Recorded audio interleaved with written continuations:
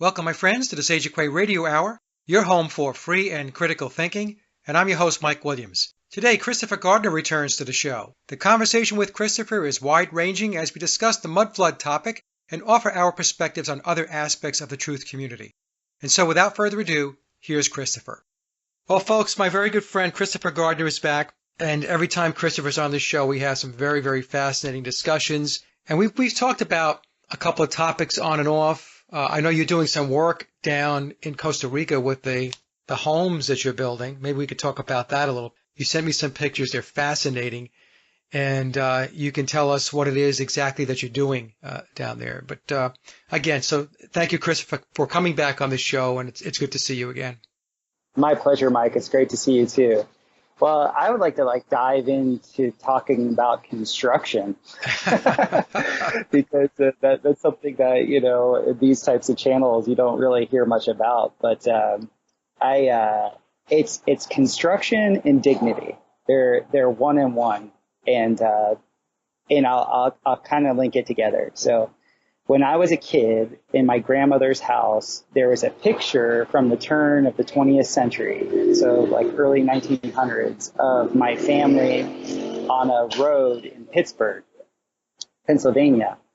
And when I was a little kid, I would look at that picture and I was absolutely enamored because everybody in the picture was beautiful.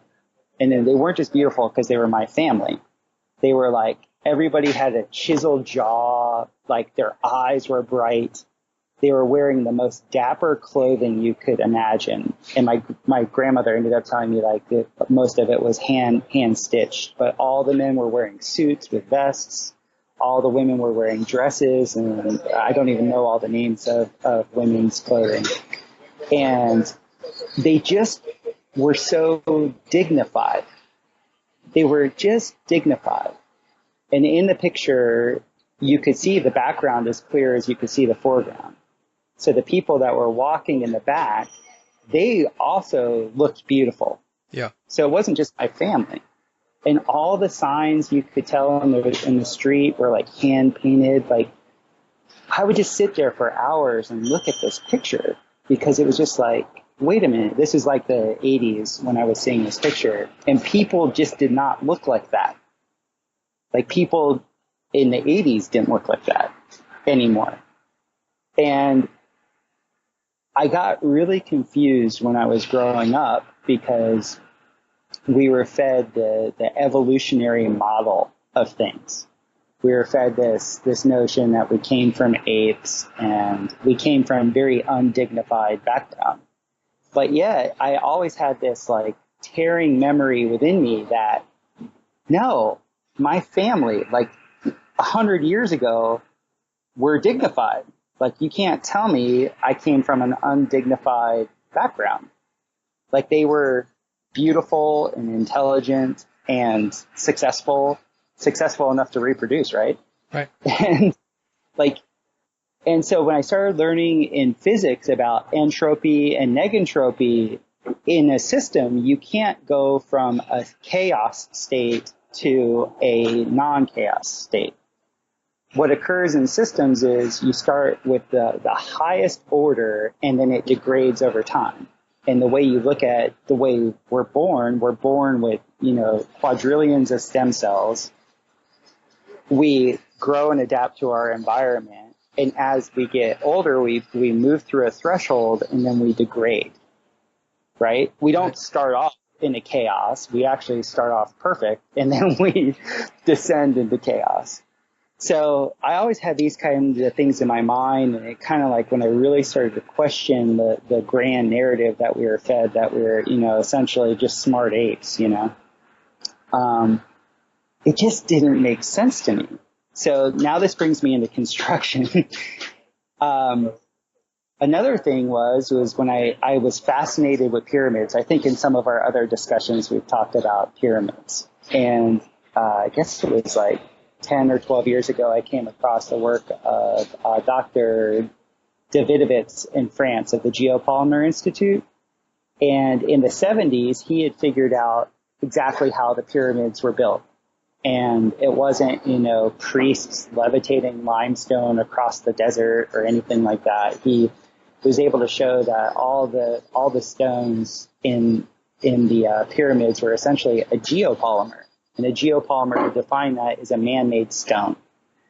So unlike cement, which is like an alkaline process where you use like some sort of like binder to bind aggregate together in a calcifying way, they figured out how to bind things using acids. And these are, when they bind, they turn into stone. And so there was the requisite materials in that area of the world where they could bind material together and make what we know as limestone. And he came up with he was able to repeat it, which is something I really appreciate. I hate, people that call themselves scientists and don't do experiments. He actually did the experimentation, and now he consults for billion-dollar military institutions, and he puts in like all of their, runways and things like that. So he obviously knows what he's talking about. But what got me was between the Roman aqueducts, the pyramids that were built, all these temples that I saw in India, it would grate at me to know that we cannot do now what we had been able to do in the past. So how are you going to tell me that we're the most evolved now? Like we're the pinnacle, because that's the grand narrative, is that we're evolving and that people in technology is the highest it's ever been now. And then when so none of this made sense. If we're the highest now, we should be able to repeat what we used to be able to do. Well, there's no contracting company in the world that can go build a pyramid right now. Not a one. They couldn't do it. Right. I would put it out there that there's no contracting company in the world that could build any building that could last over 200 years. So how is it that our ancestry that was supposedly less evolved than us be able to do all this stuff? And so just a few months ago, I came across a bunch of different notions when it came to this thing called the mud flood. And that started to make a lot of sense to me, because what they're essentially showing is that, speaking of pyramids and mud flood, the biggest pyramid in the world is this pyramid called Göbekli Tepe. I think it's in eastern Turkey. And the reason why nobody knew it was there forever was it was covered in dirt. And covered in dirt. And when you listen to what people talk about, why it was covered in dirt, it's absurd.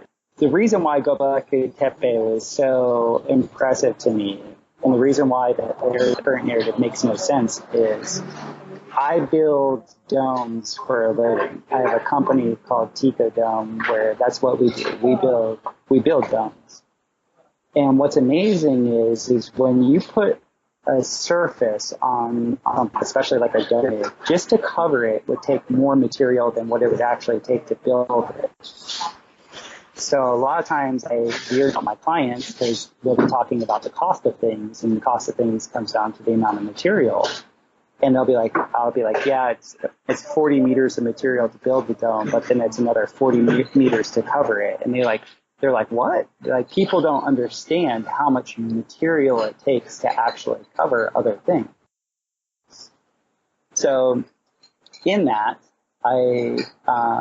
when I heard the story of these beautiful pyramids that are covered by earth, that just makes no sense to me. And so that's why the mud flood thing really started to resound in me, because it was there had to be some sort of event that caused these things to be covered. And I'd also seen a bunch of different documentaries of all these different cities where essentially cities are built on top of old cities, not like ruins of Indians. They were built on top of great structures. So all this put together under the guise of knowing that, I can't prove it obviously, but I really feel that we come from a dignified past, And for whatever reason, it fits the policymakers' modus operandi to like disempower us by telling us that we come from apes. Like when you know what we used to be able to build relative to what we can do now, it just makes more sense to me that people were much smarter, healthier, and much more intelligent than what we're led to believe. Yeah, it's interesting because the mud flood introduces a whole different perspective, right? It says that the fall of civilization, or the alleged fall of civilization, was not a long, long time ago. It says that maybe 150 to 200 years ago, there was something in place civilization-wise, Christopher, that was, like you said, very sophisticated, advanced, and so on. But we're given stories about the 1800s and the 1700s and so forth that do not reflect any of the evidence that has been presented with regard to the mud flood theory. Absolutely. And I also, like as a little kid, when I would go see these relics or these old buildings, you know, all around the United States, I literally would say to myself, were these built by giants? Because like all the doorways would be massive. Everything was like a larger scale. And when you start to build, you know about scale and you just know the cost of things. So like seeing these photos and seeing all these things when it comes to, as a dome builder, domes are very unique. Even though they're very simple, like it's the reason why nature uses them so much. It takes a very high level of execution to get them right. And to find out like all these buildings all over the world all had these dome tops. And these dome tops had like these types of covering that were metallic a lot of times. So they'd be masonry and metallic. And when you come to learn about how supercapacitors work and how batteries work, well, that's exactly what you have. You have a ceramic next to a conductor. And the most efficient ones are, you know, hemispherical. So if you have any knowledge of how, you know, wireless electricity was around back at the turn of the 20th century, and how I just had the gut instinct too, when the first time I was building domes, I was like, if I run conductors over every line of strata that we actually lay down and compact, I can make this a big earth battery. And so now I feel this sense of vindication in myself because, like, you know, listening to Flat Earth British and then John Levy and the Conspiracies Are Us channel, like they go into this whole notion that these buildings were actually transducing the electrostatics of the area into usable heat, if not other things like resistive heating. And also, just so people know, I'm a professional oven builder. Like I build fireplaces and ovens, and I'm very well versed in how thermodynamics should work with fire, because that's the only medium I've ever known is fire, right? But I remember learning about fireplaces and all these different fireplaces, and none of these old fireplaces in these great buildings were ducted for smoke. Like, that is the dead giveaway. Yeah. How could you have the what is it called, the Versailles, like that massive building in France for the royal family of France, and all the fireplaces there, none of them are ducted. They had no chimneys. Like, what's going on? Like that in and of itself, like people should be like, wait a minute, what's happening? And the chimneys that are there were added after 1860 or something, right? What was originally there, like they were using resistive heating. And so people know what resistive heating is. It's when you bring two poles of electricity close to each other, it creates a short, and in that short you have resistance, and in resistance you have heat. And it's a very simple way to gain heat from electricity. That, and also when you get into it, the plumbing. Right. They want you to believe that these very elaborate, beautiful buildings were built, yet, you know, essentially you had to use what, an outhouse, I guess? Yeah, it makes absolutely no sense. You have like gold leaf on the walls, but yet they're using outhouses? Nah, that's not, that story is total BS. That's the exciting thing about this. This is why, to me, this is an empowering narrative. The main narratives that are out there are to like totally chop people's legs out from under them. But this is a narrative that's like saying, no, no, no, no, no, no, no, no. It actually mimics what nature is. In nature, things start off great and then they disintegrate physically. And what the mud flood is trying to reveal, in the architecture that was pre-mud flood and then the things that still exist today, it really shows that what was being built pre-mud flood comes from a higher order of thought. It was a higher order of thought. And then whatever the catastrophe was that created that, it essentially, from what I could tell, annihilated the educated class. And then the only people that were left over were essentially like lots of young kids. And you can tell a kid anything and they'll believe it. Years ago, I saw the movie The Village. Have you ever seen that? No. The Village is an incredible story. I always tell people to watch the movie because in that movie, it depicts this little village, essentially, that you'd think is in the mid-1800s. But you come to find out, and this is a spoiler alert, that village is actually, it's set in current day time. But what's so resounding about it is it just shows that you only know what you know. If you were put like in this little piece of land and you were subject to only live in that land, that's all you would know. Right. And that's really what I feel like this whole flat earth thing is about. What I think the mud flood thing is about is like we're given a model. We take that model as gospel, and that model then ends up becoming the perimeter fence for our consciousness. And we actually believe that there's nothing beyond that perimeter fence. And then the people that give us the narrative tell us that what's on the other side of that perimeter fence is impossible. So we just stay within the perimeter. And that's the goal of the policymakers, is to keep us inside that circle. And, man, movies like The Village are incredible for showing that. It's just so resounding. So one of the things that these mud flood people are bringing up, all this photographic evidence, is that they're able to show that even with these cities fully built, there's like nobody in them. Like, it's amazing, Mike. Have you seen these pictures of like San Francisco and London? Yes. Yep. In Philadelphia? Yep. Like they're saying in the 1800s, the best one's Sydney, Australia.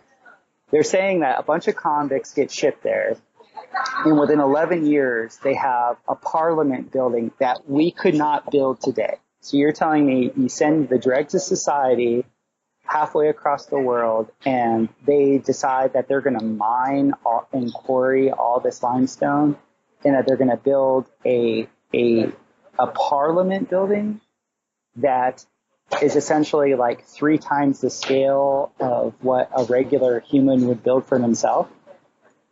Like, none of it, the narrative that we're fed is, I think it's a complete farce. It is a farce. It's a lie of monstrous proportions, Christopher. That's why I many times just shake my head with regard to how deep all the lying and all of the deception goes. You know, when I watch some of those mud flood videos, and I'm talking about, there's a lot of channels out there that do some really fine work, and they're showing legitimate pictures of excavations where these structures, these buildings, they were buried.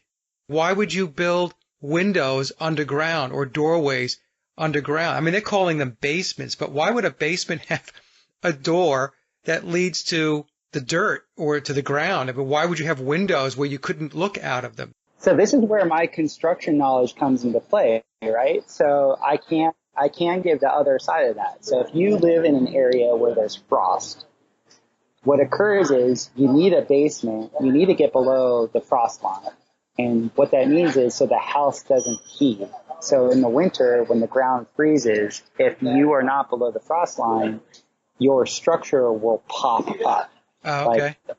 So you dig down to get to where the ground is always, I forget what it is. It's like 58 degrees or 60 degrees Fahrenheit. And that's always about 6 feet down. So there is that, just so people know, like in current construction code, when I was in Michigan, you'd always dig down. You'd always have a basement that was about 10 feet below grade meaning ground level.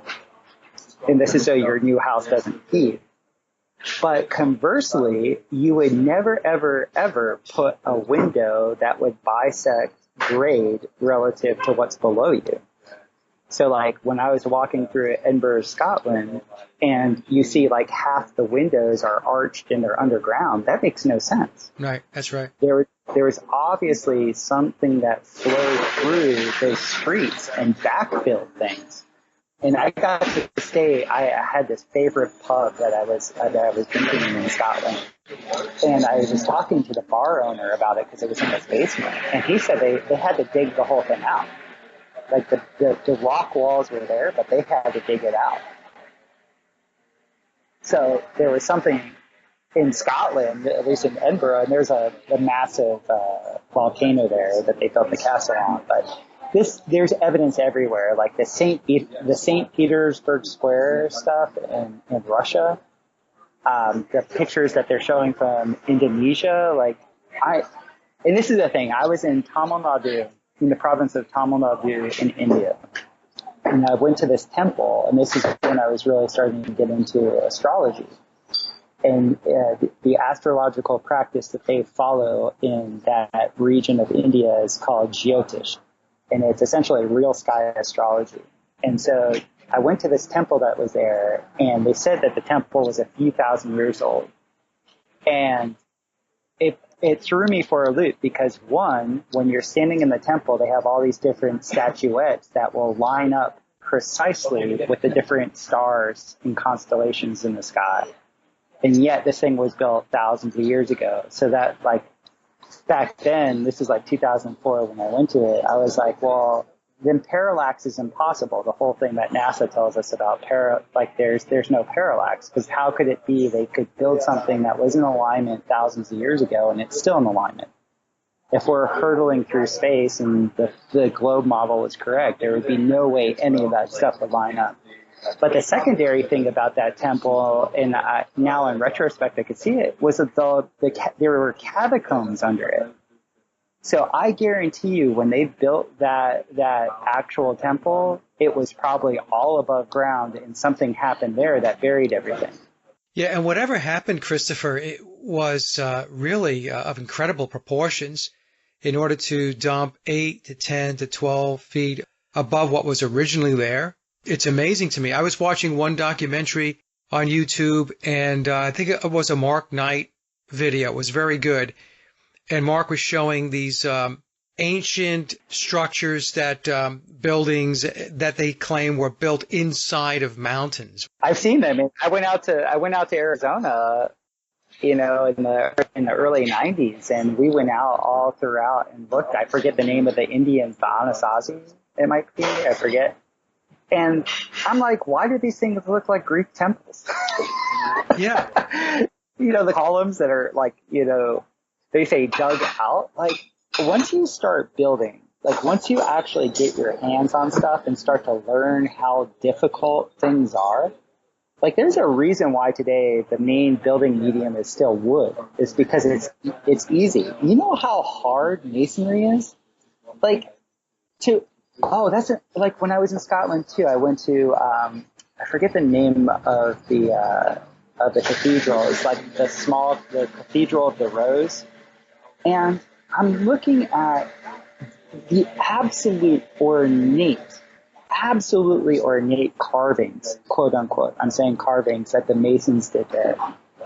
Mike, there is no way that stuff was carved. There's not one mark of metal on any of it. It's all buffed to like a high polish. It looks like it's been sealed. And once you know, this is the key element, and this is where I think I can add to the discussion. Once you know that geopolymers, what Dr. Davidovich figured out, they cure, because it's an acidic curing condition, and the environment overall is acidic, it means it gets stronger over time, unlike an alkaline curing condition where things degrade over time.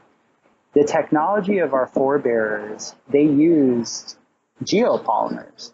So they would make a cast like you do today with people like, you hear the difference between cast rims for cars and forged rims. Well, the forged rims are much stronger, right? But anyway, you have like a negative space, you backfill it, it congeals, and then you have your form. All these like cupids and cherubim and angels and God and Jesus and all these like things that are carved out of stone where you'd have to be on a ladder. And how do they affix all this stuff? Like, there's something in construction called a cold joint. And that means like when something cures at a different rate of something else, they're very hard to fix together unless like you're bolting something straight through it. You go through 3 or 4 cathedrals and there's no cold joints. None. Zero. That's impossible. What they say it is and what it actually is not so. They were using geopolymers. They were casting these things. They probably had like a little factory. They would bring them to the site, and then they used their geopolymer adhesive and placed them exactly where they needed to be. I mean, in the geometries, Mike, there was this beautiful documentary that sort of proves all this, even though they were trying to prove it the other way, on National Geographic, where a bomb, I think this was in Italy, went through this cathedral atrium. This happened in like 1944 or something. To this day, with lasers, like laser beams and 3-dimensional modeling and all this stuff, they have not been able to fix the atrium. They have like an unlimited budget to go ahead and fix this atrium. You're talking 80 years after the fact, and they haven't been able to fix something with today's technology, and you're telling me today's technology is superior to what used to be? Come on. This begs the question, Christopher, what is your theory, I should say, as to what could possibly have happened that buried so much of the world? Well, let me ask this question. Was it most of the world, or do you think it was just certain geographic areas of the world that were buried, and what happened? I think it was mainly in the northern hemisphere plane. Like I don't prescribe to the globe model anymore. So like the interior circle. Yep. Of this plane of existence. I think that's where it was concentrated, and I think it had varying different degrees. But there's something like where I live right now is an area of Central America where we have lots of earthquakes, and so as a builder, I've had to educate myself on this thing called liquefaction. So what liquefaction is when the ground starts to shake, particles of high density will come to the top and particles of low density will go to the bottom. And so you build a building and it's very heavy and you think it's secure because it's on top of the ground and you've done everything that you can to make sure that you don't get water penetrating and all this type of thing, right? But it's heavy and it's dense, right? Yep. So the ground starts to shake and vibrate and it acts like this pebble that gets sucked down. And there's these great videos of the last big earthquake that hit Christchurch, New Zealand, of like people and cars like being halfly enveloped into the ground because the liquefaction was so quick and severe. And so there was some sort of event. It could have been like a massive earthquake that essentially, I think, created the Great Lakes, because when you look at very old maps of the United States, or I shouldn't call it the United States, of North America at the time, there were no Great Lakes. And there's this massive fault line that runs right through the center of North America.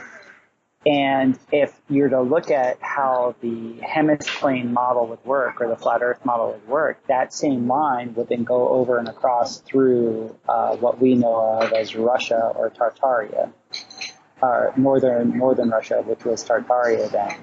I think there was just a massive earthquake event, and it created, massive plumes of smoke and carbon monoxide from the volcanoes, and the liquefaction caused a lot of these beautiful structures to sink. And another cool thing to know is statistics. Like statistically, to kill a population, you only need to kill about 50% of it. Now, a lot of people don't know that. Like once you get below what's called replacement value of a population, the population will just go away. So this event didn't have to kill everyone. It just had to kill more than 49% of people, where then it was essentially like an incredible reboot. And that's my personal opinion. I think there was a catastrophe that essentially allowed the parasite class to go, ha, we can now just make up our own story and tell everybody whatever we want. Okay, so again, it's interesting because this defies a lot of premises and theories that are put forth by the truth community in general, where they would say, myself included, I guess, up until the point where I started to really look at this mud flood stuff, that, the parasite class, the controllers, have been doing what they've been doing for thousands of years. But the mud flood or whatever took place, let's just say 200 years ago, gave them the ability. Basically, they became opportunists and took advantage of an opportunity. Precisely. That's what an invasive species does. So the way I look at it is, like with where we started off from, I think our origins are dignified. And when looking at what we used to be able to do relative to what we can do now, we were more advanced then. And there was a much higher consciousness. Like when they actually look at these structures, not only are they tuned inside harmonically, they're tuned outside to the outside environment also. That's something that's not even considered by most builders and architects today, right? So the consciousness was much higher. And so this brings me to a second part. I was an athlete for like a long part of my life. And most of how teams beat other teams is It's mental. So you build a narrative. Like, I remember when I was in high school, our team wasn't all that good. And my coaches were smart enough where we would start rumors about guys that we had. Like we would actually lie and say, oh yeah, we have this guy that can do this and this guy that can do that. Because we knew through the grapevine, it would get to the other coaches. It would freak them out. And like a greater lesson with that is today, like the New England Patriots win every year and they're very well coached. But half of the reason why they win is because I heard the greatest analysis of it. Other coaches won't do what they're supposed to do because they already have it in their mind that Bill Belichick, the head coach for the Patriots, will stop them doing whatever they're going to do. So they go completely off what their bread and butter is. Like the opposing coach will not do what they're good at, thinking that the other coach will stop them.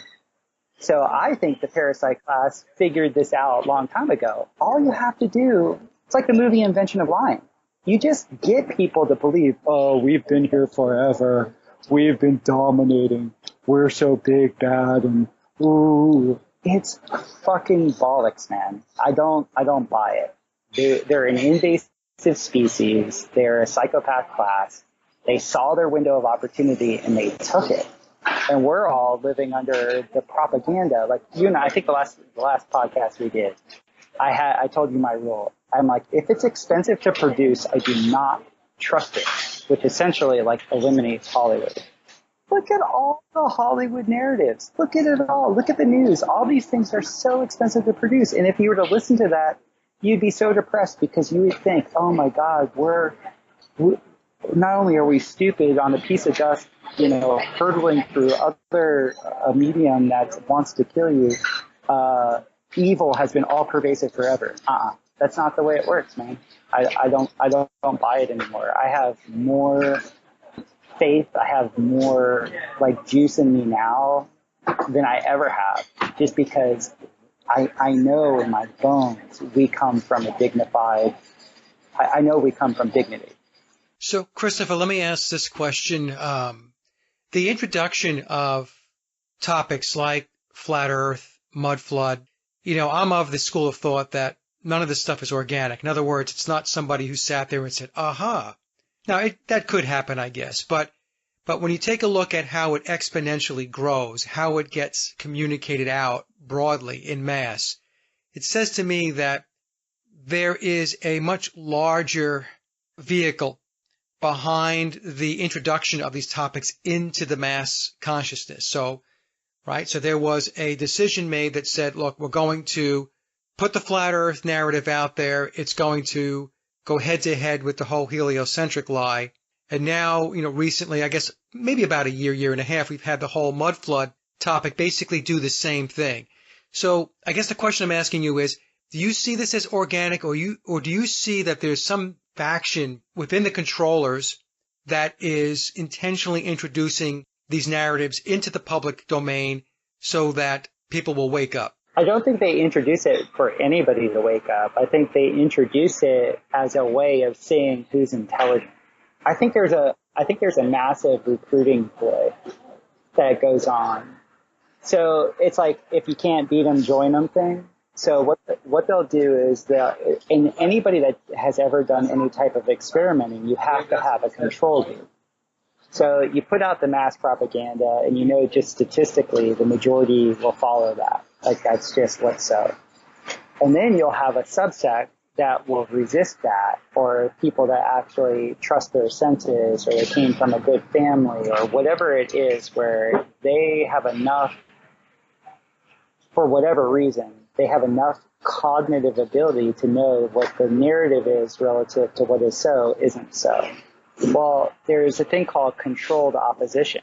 So I believe the policymakers really are awesome at knowing that there's going to be a certain percentage of people that don't buy the grand narrative. Let's control the opposition by introducing, half-truths or 80% truths, and then we can control that. We can spin that. We can funnel them in a certain direction, and we can create infighting, and we can do all these things on a very, very easy level. That's the only reason why I think this stuff comes out. And plus also, I think we come from logos. We actually come from truth.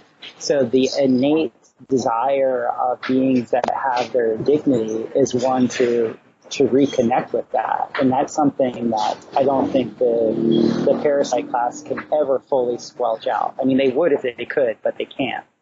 And in the way I'm thinking of things in this current timeline, they've only had the reins for about 150 years. Let's say at the most 200 years. We know for a fact in the early 1800s there was a mini ice age. What caused that mini ice age, we don't know. But like from 1811 to 1814, there was no food. So that would have killed off a lot of people. And I really think since then, like, the whole thing has been about controlling the narrative. Like, let's control the narrative. Let's control the narrative. I don't really think before that, given what we were talking about earlier, that they were under control. I think the consciousness of the planet was much higher. So you believe a piece of this could be them separating the wheat from the chaff? Oh, absolutely. Absolutely. Because, this is very well documented. Like, people that show extraordinary capacities get recruited. It's like anything else. You want the best players on your team. And they entice you with, all the worldly things or fear. They'll use your fears against you. What about the folks that are researching this information on YouTube? And I'm not going to name anybody because I have no idea whether these folks are bought and sold or they're actually doing genuine work. But what percentage of those that are doing this work, in other words, presenting mud flood, presenting flat earth and other topics like that, do you think are actually, how should I say this, sponsored by the controllers to continue to put that information out? I think the mud flood stuff is still way too early. Like, back in the day when I used to listen to the Joe Rogan podcast, I really just listened to it to know what the controllers wanted young men to think, Yeah. Because he's pretty much a parrot for the establishment in that way, but specifically for young men. And then you and Sophia introduced the flat earth to me, I think in like 2015. and that like wrecked me because I was such a fanboy for space. But once I like got through the cognitive dissonance, I didn't see it actually enter his podcast till like late 2016, and it was very derogatory and derisive. You're And talking about Rogan? yeah, like extremely. And he has this one guy on there that named Eddie Bravo that I really like listening to. And Eddie was always like, spitting like mad truth. Like he was so passionate about it. And I just watched the rhetoric that would go on and how they would spin and control the show. And then at that point, I just stopped listening because it was just so horrific. So I don't have a sample size of the mainstream media anymore, Mike, to really know if the grand narrative has started to push back against the mud flood stuff. Well, the mud flood stuff, to me personally, communicates like when anybody that studies like Victor Schauberger or John Worrell Keeley or Steinmetz or Tesla, you would know that like at the turn of the 20th century, the technology we had that was going to be introduced to the public was far exceeds what we have today. And it was much, much more beneficial to the environment than what we have today.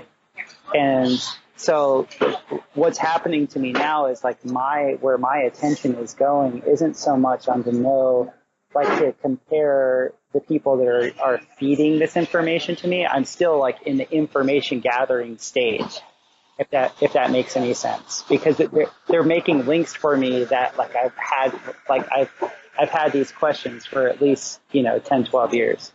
Yeah, my question before though was more geared toward, let's say, the YouTube community, right? So we have YouTube channels out there that are pushing certain alternative theories like flat earth, like mud flood. I was just asking you if you had any thoughts with regard to how many of those channels do you think are seeded by the controllers to put that out there? In other words, to make it the next big alternative research or truth or discussion point. I don't think out of the ones, and this is like a recency bias thing, so I'll just put that caveat out there. Yeah. I've only been aware of it for a year, and there's only 5 different channels that I actually listen to about it. And the reason why I like those channels, one of them, I'm not going to say it is, I can't stand his accent. So I don't even listen to him. I just look at the pictures he presents. And the pictorial evidence to me is the most astounding thing. None of these sites, like when you look at how many subs they have, are big. Whether they were introduced by, the controlled opposition, let's say, I really don't know. I mean, I don't know. I never look at like trending statistics or any of that type of stuff. I think all of that's skewed anyway. But I really don't know, Mike. That's the quickest and shortest answer I have for you. No, that's fine, Christopher. I was just asking because I wonder that myself. Because I've started with listening to certain channels, and then in the beginning it's making sense to me, and then I find over time that for some reason, and there's a multitude of reasons, I start to walk away from it, right? Because I start to maybe question certain things or whatever. So I was just curious to get your perspective on it, because it really is all over the place as far as how many YouTube channels are out there, and really trying to get your head wrapped around who's genuine, who's not. How is this information getting introduced into the public, into the mass consciousness? Because I don't believe for one second that it's really organic. I mean, purely organic at the end of the day. No, I'm totally with you on that. I also think they're working on the premise of supersaturation. So whenever you have a solution, when you hit supersaturation, the solution cannot take any more. It can't take any more. And one of the blitzkriegs that they're doing to the human population is they're overstimulating them with information so that they've reached supersaturation and they really cannot take on anything new. And I really feel like at least that's where I'm at with almost all this stuff. Like I feel like I feel really good about my life and really good about what's in my like local sphere. Yep. I'm only researching things not for the novelty principle. I'm only researching things to tie up loose ends. I'm not like researching things to like come up with like a completely like, new way of looking at things. Like, and the more adults that I talk to, and I use that word adult specifically, and it's not age related, the more adults that I speak to, almost all of them have hit super saturation. Like almost all of them are just like, okay, I'm good. I've hit my limit. And now it's all about solution orientation. It's all about, okay, what can we do in our local area to make things better? Well, that's exactly where I'm at. We had a little discussion before the show started, and I've reached that saturation point too. And it gets to a point where you know what you know. I don't have to be convinced anymore about certain things because I just know, okay, I know that that's the way it is. Right. Right. So you're looking to move to the next higher level, not to stay at the same level and just keep running laterally. You want to go up and beyond. Right. You want to transcend this stuff, and you want to be able to do more work in getting you to understand from an inner perspective on what you need to do to put yourself on a better path. For me, that means that I can't incessantly just listen to the same old stuff over and over and over again. I've got to keep moving, taking the next step up on the ladder, Christopher. And I think that's exactly where you're at. What's the next step? And then the next step and the next step, and keep moving. Don't stay static, because if you do, like you said, you're going to get oversaturated, and it all becomes a big blur at that point. And many people, if they stay there, will just throw their hands up, and that'll be that. Yeah, that's the thing is, like, I'm naturally a builder, an experimenter, an inventor. So at some point you learn information and then you have to apply it. Right. And so you're moving from first, second to third chakra, the fourth chakra, like it's through application, you gain gratitude, yada, yada, yada, the way the spiral works. So I just tell people, like, be honest in the way you peruse information. Have truth, have logos be like your number one priority. And once you learn something that's significant that can make life better, apply it. Like, actually apply it. Like, don't get stuck in the information gathering phase. It's like guys who watch pornography. Like, after a certain time, like, just nothing will stimulate you. It's like the same thing with information. Like, after like, how many fucking hours of TV can you watch? Like, get off your ass and actually start, building. Do something with the information. And that's why the mud flood stuff points to such a beautiful origin story. Look at the difference of the origin story. Because origin is ancestry, right? So the origin story we were fed was that we're hurtling through space after some cosmic Big Bang. And there was some primordial ooze that after billions of years formed itself into primates. And these primates somehow, some way evolved into tool making. And then here we are. That's the origin story of scientism. Now look at this other origin story. We started off perfect. And we're on a plane of existence that was divinely created. And in this origin story, we were perfectly and harmoniously in balance with our environment. And then somewhere, somehow, a lie entered. And that lie evolved into deceit, and it ended up destroying the system, or is about to destroy the system. Which origin story do you prefer? And so for me, the origin story I'm choosing to give my attention to is that we come from dignity. And so my entire life is about reclaiming dignity. And in everything that I do, I try and be as dignified as possible. I agree 100%. We have to come from that perspective, Christopher, because if you don't come from a perspective of dignity, then you have no self-esteem, implied self-esteem. Right. Right? Absolutely. and you're always going to look at yourself in a way that well, it's not going to be positive. You're not going to walk around with a lot of confidence. You're not going to think in terms of being successful. That's why, like you said, they want to take you back. You evolved from monkeys, you know? And it's total BS, Mike. And just so if people haven't heard that listen to this, that haven't heard our previous podcast, I want everybody to know that I was a soy boy evolutionist. I completely and utterly bought the grand narrative that is out there right now, hook, line, and sinker from age 13 to age 38. I was a completely engineered, inauthentic being. I had glimpses of authenticity and dignity, but the narrative itself made me nihilistic. It created a lower energy state within me. So even though I did neat stuff here and there, my actual point of focus was undignified. Yeah. Over the last 5 years, it's been a complete reversal of that. And it's because the grand narrative is a lie. And, I get a lot of people ask, well, why would they lie? Why would they lie?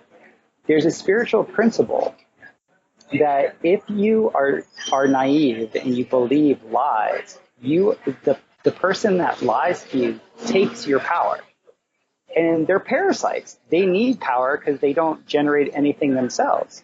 So they have to lie and lie and lie and lie and lie and engineer people to be more and more and more naive so they can actually take our power away from us. So I just break it down to, is it empowering or is it disempowering? And everything that's expensive from a media perspective that's produced is disempowering. So I'm going the other way. I don't pay any attention to expensive media, and I just choose to give my attention to that which is empowering. And my life is all the better for it. Well, that's exactly what I've done too. I've just disconnected from so much of this stuff, Christopher, because you are giving them power when you focus on their narratives and you focus on their antics. That's what they're doing. They're stealing your energy. They're stealing your power. They're stealing your consciousness and your mind. And I refuse to do it. What I have found is my transformation over time, because I started the same way you did. I mean, I believed everything that, I was taught in school and about everything. And I ran with it. I didn't question it. But once I started questioning it and I started to realize that I could manifest my own reality, that I could actually improve my life by investing in myself, doing my work, my inner work, my life got exponentially better. Absolutely. Absolutely. And this will, for people that are believing the current narrative, especially as men, it's very important that we're working, we're providing. Right. That is a very, testosterone building, life affirming thing for men. And when I was a nihilist due to the popular conditioning, I didn't have any oomph or gusto to get anything done. Because in my mind, it was what's the point? It literally would be what's the point? It was this apathy, and it was a low grade apathy. But I meet tons of people that are afflicted with apathy. And when I start to dive into their belief patterns, it's because they're in cognitive dissonance. They don't actually trust their senses. And they're believing ideas that are energy. It's just that simple. But the nihilistic way of looking at things, I really don't think is a natural thing. I think it's just a product of believing lies. There was a quote that was given to me. Some of the other work that I'm doing, specifically on the McCartney conspiracy, there was a source that came to me, and he wrote me, and he gave me this line or this sentence or two that has to do with how the Masons view the people. And he says there are two classes of people, one class who have the key of knowledge needed to understand, and the other class of people who do not possess that key. Now, I know that seems overly binary to a lot of people. It was very interesting to me to get a view into how they view the masses. Either you possess the key needed to understand or you do not. I would agree. I would agree, but I also lean in the direction of John Taylor Gatto. He wrote a series of books like Weapons of Mass Education. Yeah, yeah. And he was such a great revisionist historian, because when he would look at the writings of a lot of these foundations and these educational platforms, he had the best quotes ever. And one of them was like, "You're going to condemn the people for something or for a way of being in which you taught them to be that way." Right. And this is like the whole duper's delight. So a lot of Masonry, like I don't know enough about the whole Masonic thing to really know their true intentions. But I know good people don't use deceit to get what it is that they want. Like nobody needs to, I don't need anybody else to explain that to me. And a lot of what the Masons do is like, it's very deceitful. It's a lot of lies by omission type thing. Well, therein lies the problem, and I'm with you on that. I've had Freemasons contact me and try to convince me, that this is all for the good. There's a master plan in place and all this stuff. But I think of myself as a person that is awake, and why do you need to rely on deception? Yeah, I mean, they'll use the excuse of, well, people aren't ready yet. Well, they're not ready yet because you chop their legs out from them from the get-go. Right. That's right. That's right. And it's a very good quote that you gave before. I mean, we have what we have today because they put it there. Right. They dumbed down the education. They dumbed down the academia. They just filled people's heads. They contaminated their minds with nonsense and lies. And then they want to turn around and say, well, we've got to take you by the hand and walk you down the path of light. Well, who put us in the dark? Precisely. So this is where I'm excited. This is where the super saturation is going to fall in on them. Maybe it's timed this way. I don't know. But yeah, it's coming out right now. Like almost all professional sports is rigged. And the main way the way things are rigged isn't from overt things. It's from covert things. So I can explain. In all games rely on momentum, right? So players, when they start doing good, they start feeling good about themselves and they start playing better. So if you're able to time a penalty at just the right time, it destroys the momentum, right? So, but also conversely, let's say you let the other team cheat, right? Like, so say in football, like say you let the other team, your opposing opponent cheat. That's also demoralizing. And what that does to you when you're a player on the field, and I can speak firsthand about it, is you actually lose momentum because of the no calls. They're called no calls. So what's really neat is a bunch of statisticians are now starting to chart no calls in sports. And this is where it's all going to get flipped on its head. It's all going to get flipped on its head because they're statistically irrelevant. And you've never heard this before. Like, people don't talk about this.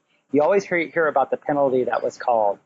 But now, this year, they had a massive, massive mess up in the NFC Championship game where there was a blatant, like absolutely blatant penalty that wasn't called. And it was a no call. But it was a no call that was obvious.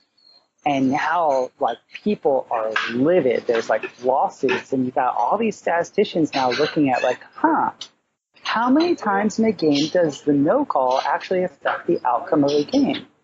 And I think what this is going to do, and this is where the whole bread and circus thing starts to go away. I mean, the bread thing has been known for a while with all the chemicals and shit like that. They've been poisoning that for a long time. But now the circus thing is going to start to go away.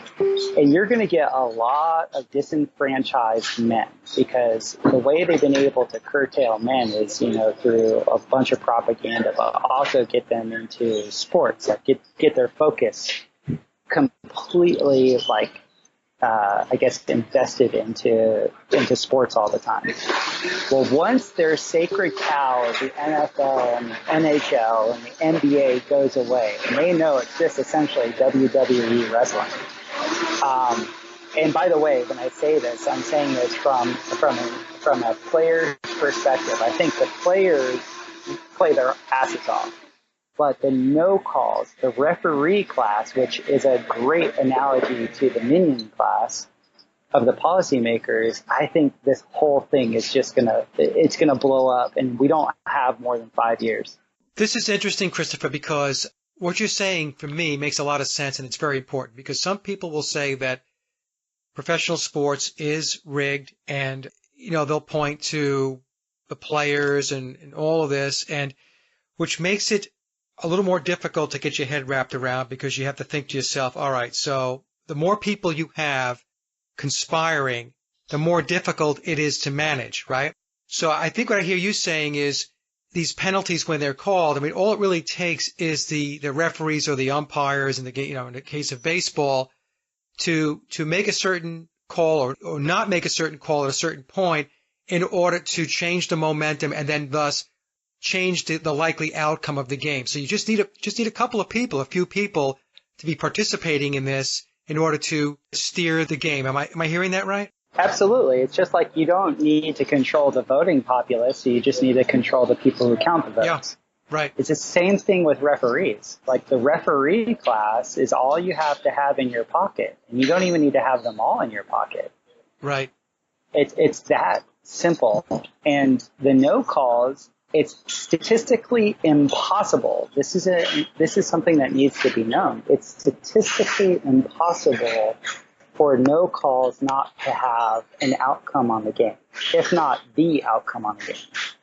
So the first time I noticed this was in 2004. I think it was 04-05 Super Bowl. The Steelers were playing Seattle.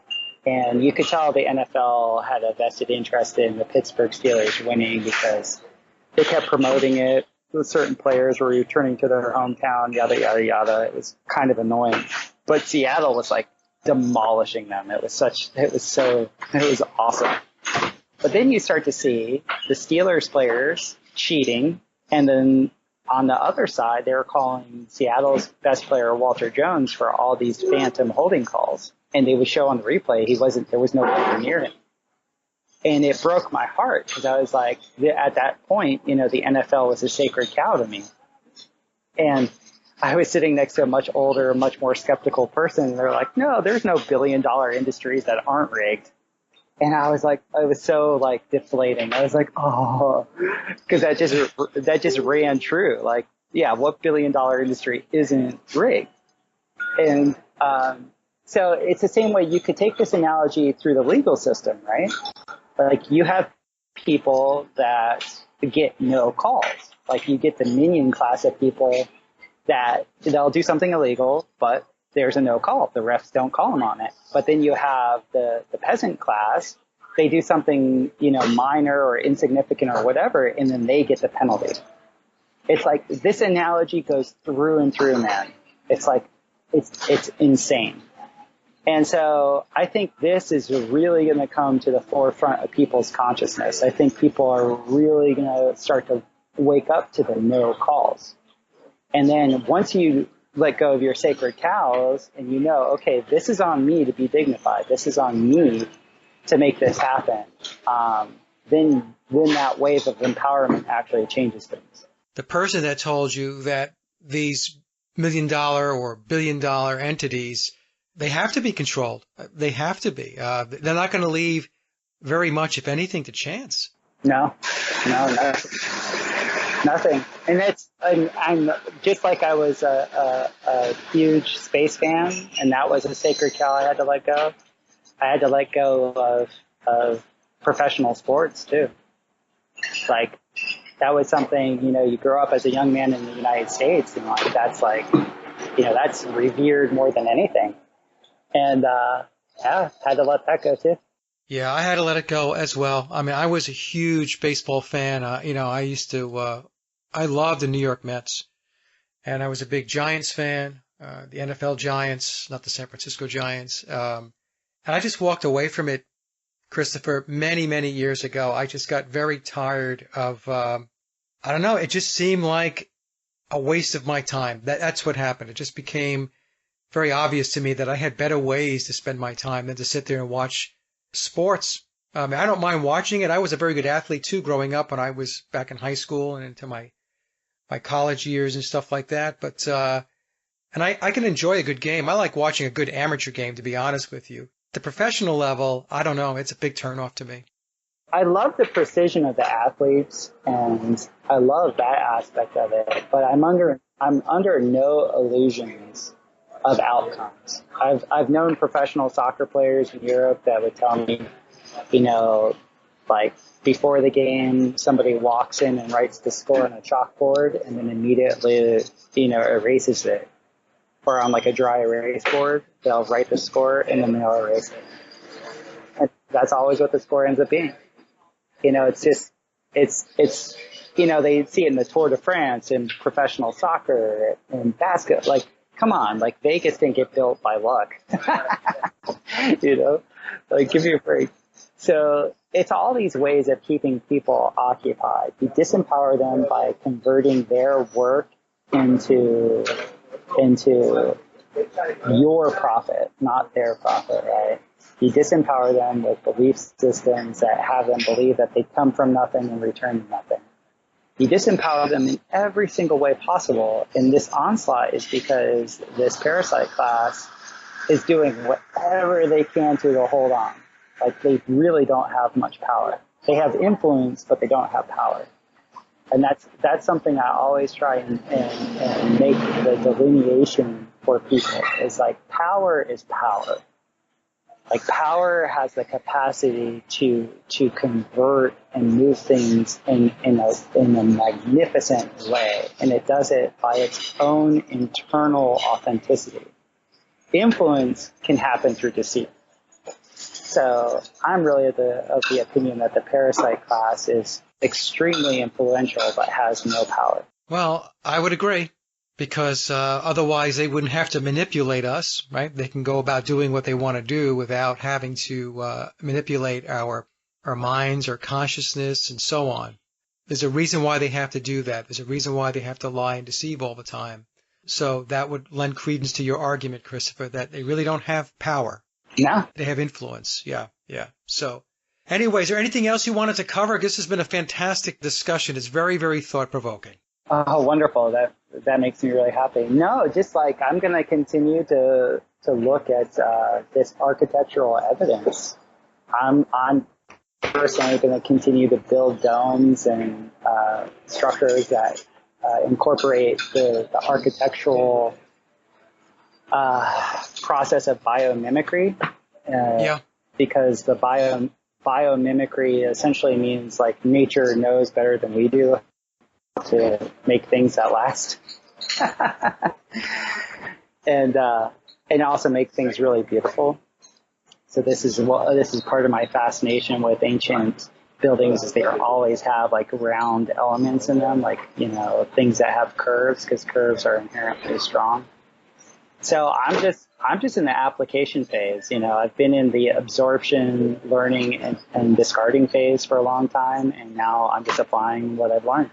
Well, what you should do is send me pictures of your domes that you're building. Folks, Christopher's doing amazing work down in Costa Rica, and I took a look at the pictures you sent me, Christopher, on Facebook, and really amazing stuff. So if you send me those pictures, what I'll do is I'll put them into the slideshow for this video. Oh, great. Yeah, I'll do that. Well, Christopher, it's always a pleasure to talk to you. I promise we'll catch up again. It won't take as long as it did this time. No problem. No problem. All right. And we'll just catch up and chat, because those are the best types of discussions, when we just have a frank discussion. I think so too, Mike. It's great to hear from you, and I'm glad everything's going so well in your life. You too. And I know you got married recently, and congratulations. Thank you. I really appreciate that. Thank you. All right, my friend. All right, Mike. Have a great day. You too, Christopher. Bye-bye now. Bye-bye. And that concludes another Sage or Quay interview, and I hope you enjoyed the discussion as much as I did. Links to my guests' websites and social media are listed in the description box below. And as always, I would like to thank everyone for listening and visiting the blog.